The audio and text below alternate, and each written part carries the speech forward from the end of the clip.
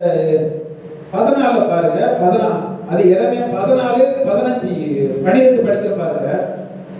அவர்கள் உபவாசித்தாலும் அவர்கள் விண்ணப்பத்தை கேட்பது இல்லை. அவர்கள் உபவாசித்தாலும் நான் அவர்கள் விண்ணப்பத்தை கேட்க மாட்டேன். அவர்கள் தகன பலிகளையும் காணிக்கைகளையும் செலுத்தினாலும் நான் அவர்கள் மேல் பிரியமாய் இருப்பதில்லை. பட்டயத்தினாலும் பஞ்சத்தினாலும் கொள்ளை நோயினாலும் நான் அவர்களை நிர்மூலமாக்குவேன் என்றார். அல்லேலூயா. தேவன் சொல்லுகிறார். இதெல்லாம் நீங்க பழைய ஏற்பாட்டை பார்த்தீங்கன்னா உங்களுக்கு தெரியும். அல்லேலூயா. அப்ப இதுல இருந்தெல்லாம் நாம் தப்பிக்கப்பட்டிருக்கோம். பாருங்க, நீங்க உபவாசி இன்னைக்கு நிறைய பேர் நான் உபவாசித்தா நான் தெரிஞ்சு எப்படியா நான் ஜெயிச்சிடலாம்னு நினைக்கிறாங்க. 1000 நாள் உபவாசம் பண்ணினாலும் கிறிஸ்துவினால் நான் மீட்கப்பட்டிருக்கிறேன் என்ற ஒரு வார்த்தையில நீங்க எல்லாவற்றையும் ஜெயித்து விடுவீர்கள். அல்லேலூயா. என் பாவங்களை எல்லாம் சுமந்து தீர்த்தபடினால் நான் விடுதலையாக்கப்பட்டிருக்கிறேன் என்ற ஒரே ஒரு வார்த்தை எல்லாவற்றையும் நிர்மூலமாக்கும். ஆமென். நியாயப்பிரமாணத்தில் காலகாலமாய் செய்ய முடியாததை எனக்காக இயேசு கிறிஸ்து எல்லாவற்றையும் சிலுவையிலே செய்து முடித்திருக்கிறார் என்பதை நான் விசுவாசிக்கிறபடினால் நான் அதிலிருந்து மீட்கப்பட்டிருக்கிறேன் என்ற ஒரு வார்த்தை நியாயப்பிரமாணத்தில் எல்லாவற்றையும் முடித்துவிடும். அல்லேலூயா. நீங்கள் அதை புரிந்து கொள்ளணும். ஆமென். எல்லாவற்றையும் செய்வதை பார்க்கிறோம். செய்து முடித்தவரை நீங்கள் பிடித்துக் கொண்டால் ஆமென், நீங்கள் வெற்றி பெற்றவர்களாக இருப்பீர்கள். அல்லேலூயா. நீங்க அதை நல்லா புரிஞ்சு கொண்டீங்கன்னா நீங்க இதுல இருந்து என்ன செய்வீங்க? எல்லாவற்றிலும் விடுதலையாக இருப்பீங்க. அப்போ நியாயப்பிரமாணத்தை செய்யக்கூடாததை நமக்கு இயேசு கிறிஸ்து மூலமாக நமக்கு நிறைவேற்றப்பட்டிருக்கிறது. நியாயப்பிரமாணம் ஆபிரகாம் என்ன சொன்ன? நியாயப்பிரமாணத்துல வரக்கூடிய நமக்கு விசுவாசத்தின் மூலமாய் வந்திருக்கிறது. ஆமென். ஆமென். அவருடைய பிள்ளை என்கிறதை எத்தனை பேர் இயேசு கிறிஸ்துவை விசுவாசித்தார்களோ அத்தனை பேர்களும் தேவனுடைய பிள்ளைகள் ஆகும்படி தேவனே அவர்களுக்கு அதிகாரத்தை கொடுத்தார். ஆமென். இதை யாராவது எந்த கிரியையினாலும் செய்ய முடியாதது உங்கள் விசுவாசத்தினால் நீங்கள் வெற்றி பெறுகிறீர்கள். ஆமென். தேவனிடத்தில் அன்றைக்கு எவ்வளவோ போராடி ஜெயம் பெற முடியாத ஜனங்கள் ஒரு குருடன் இயேசுவை விசுவாசித்து சுகம் பெறுகிறார். பெரும்பாடுள்ள ஒரு ஸ்திரீ தன் ஆஸ்தியெல்லாம் அழித்து போட்டு தன் வேதனை மிகுதினால வேற வழியே இல்லை என்று இயேசுவை தொட்டவுடன் அவர் சுகம் பெறுகிறார். அவருடைய விசுவாசத்தினாலே அவர்களுக்கு விடுதலை உண்டாயிற்று. அதே போலதான் இன்றைக்கு இந்த புதிய பிரமாணத்துல தேவன் சொல்கிறார், விசுவாசிக்கிறவனுக்கு எல்லாம் கூடும் என்று சொல்லப்பட்டிருக்கிறது. விசுவாசிக்கிறவனுக்கு கூடாதது ஒன்றுமே இல்லை என்று சொல்லப்பட்டிருக்கிறது. அல்லேலூயா. என்ன விசுவாசம்? எப்படிப்பட்ட விசுவாசம்? இயேசு கிறிஸ்து எனக்காக எல்லாம் செய்து முடித்திருக்கிறார். இன்றைக்கு நான் இயேசு தேவனுடைய பிள்ளை என்கிற அதிகாரத்தை இயேசு கிறிஸ்து மூலமாக நான் பெற்றிருக்கிறேன். இன்றைக்கு என் ஜெபத்திற்கு இயேசு தேவன் பதில் தருகிறார். இதற்கு எந்த தடையுமே இல்லை என்கிற விசுவாசம் உங்களுக்கு. எனக்கு என் தேவன் எல்லா ஆசீர்வாதத்தையும் இயேசு கிறிஸ்து மூலமாக எனக்கு தந்து விட்டார். நான் பெற்றுக் கொள்வேன் என்கிற விசுவாசம் உங்களுக்கு. அல்லேலூயா. நேத்து ஜஸ்டின் அவங்க பேசிட்டு இருக்காங்க, ஒரு செய்தி பேசிட்டு இருக்காங்க.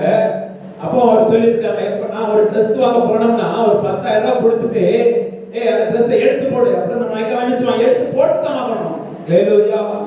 ஒரு 10,000 ரூபாய் நான் கொடுத்து ஒரு 5,000 Dress-ஐ எடி அப்படின்னு சொன்னா கிடைச்சிடும், எடுத்து தான் தரணும், தந்துதான் தீரணும். ஏன்னா நீங்க எடுத்து கொடுத்துருக்கீங்க, பணத்தை கொடுத்திருக்கிறீங்க.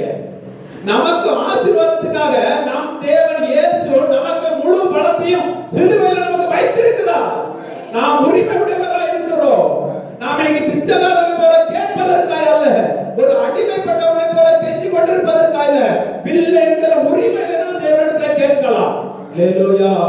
இயேசு கிறிஸ்துவை நீங்கள் மேன்மை பாராட்ட வேண்டும் என்றால் இயேசு கிறிஸ்துவின் பிள்ளை என்கிற உரிமையோடு நீங்கள் தேவனிடத்தில் பேச ஆரம்பிங்கள். அல்லேலூயா. நான் இயேசு கிறிஸ்துவினால் வந்திருக்கிற பிதாவே தகப்பன் என்று சொல்லுங்க. ஆமென். தகப்பன் என்று சொல்லுங்க. உங்க வீட்டுல உங்க அப்பா கிட்ட எவ்வளவு உரிமை கொண்டாடுவீங்க, அதே உரிமை இன்னைக்கு தேவனுக்கு நீங்கள் செலுத்தலாம். அன்றைக்கு அவர்கள் இப்படிப்பட்ட சத்தத்தை கேட்பதற்கு நடுங்கி கொண்டிருந்தார்கள் வேதம் சொல்லுகிறது.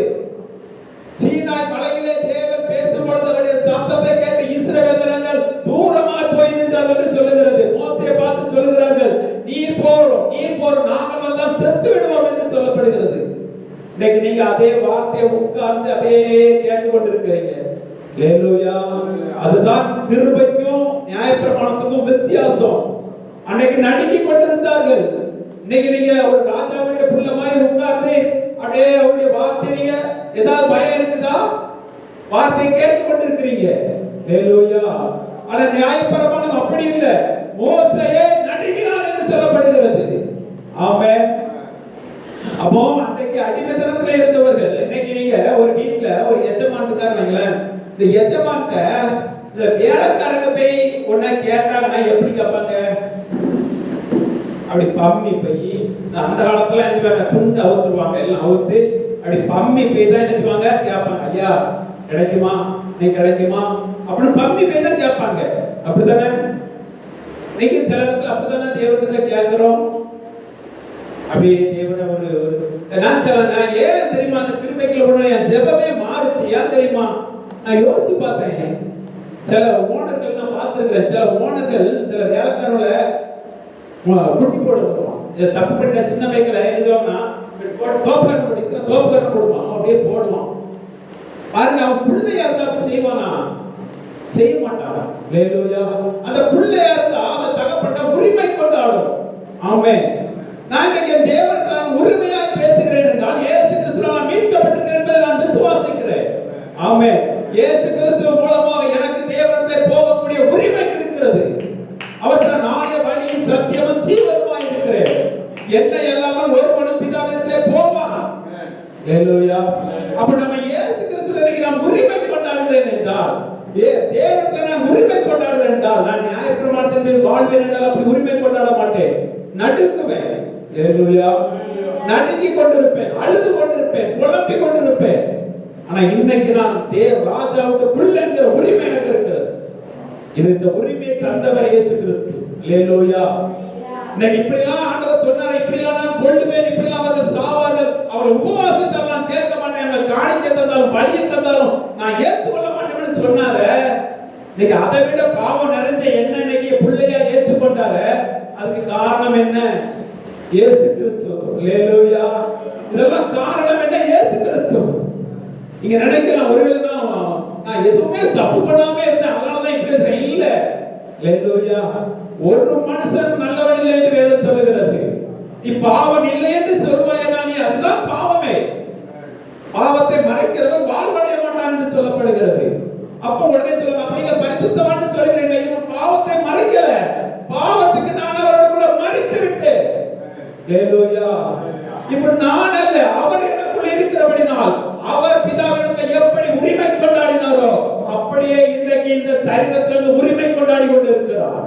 அப்படியே நம்மளோட இன்றைக்கு பேசிக் கொண்டிருக்கிறார். ஹல்லேலூயா. உங்களுக்குள்ள பழைய மனுஷன் இல்ல. நீங்க பழைய மனுஷனா இருந்தா தான் நீங்க என்ன செய்யணும்? அவரை எஜமானை போல பார்க்கணும். இன்றைக்கு நீங்க புது சிருஷ்டி, இன்றைக்கு நீங்க அவருடைய பிள்ளை. இப்ப நீங்க இல்ல, அவருடைய ஆவி உங்களுக்கு தங்கி இருக்கிறது. அவருடைய ஆவினாலே நீங்கள் அவரை அப்பா என்று கூப்பிடுகிறீர்கள். அவரை அப்பா என்று கூப்பிடுகிற காரணம் என்ன தெரியுமா? அவருடைய ஆவியை நமக்கு தந்தபடினார். ஹல்லேலூயா. இன்னைக்கு அவருக்கு மட்டும் நடுங்காம நம்ம இருக்கிறதுக்கு காரணம் என்ன தெரியுமா? அவருடைய ஆவியை நமக்கு தந்திருக்கிறபடினார். ஹல்லேலூயா. அவரை அறிவதற்காக அவர் நமக்காய் செய்ததெல்லாம் தேவன் வெளிப்படுவதற்கு காரணம் அவருடைய ஆவி நமக்குள் இருக்கிறபடினால். இயேசு கிறிஸ்து எனக்காய் என்னெல்லாம் செய்திருக்கிறார் என்பதை நாம் காணும்படி நம் கண்களை கர்த்தர் திறக்கிறார். அந்த வார்த்தைகளை கேட்கும்படி நாம் இருதயங்களை கர்த்தர் திறக்கிறார். ஹல்லேலூயா. அப்போ அக்கிரமங்களுக்காக நொறுக்கப்பட்டார் எல்லாம் சொல்லப்பட்டிருக்கிறத சரி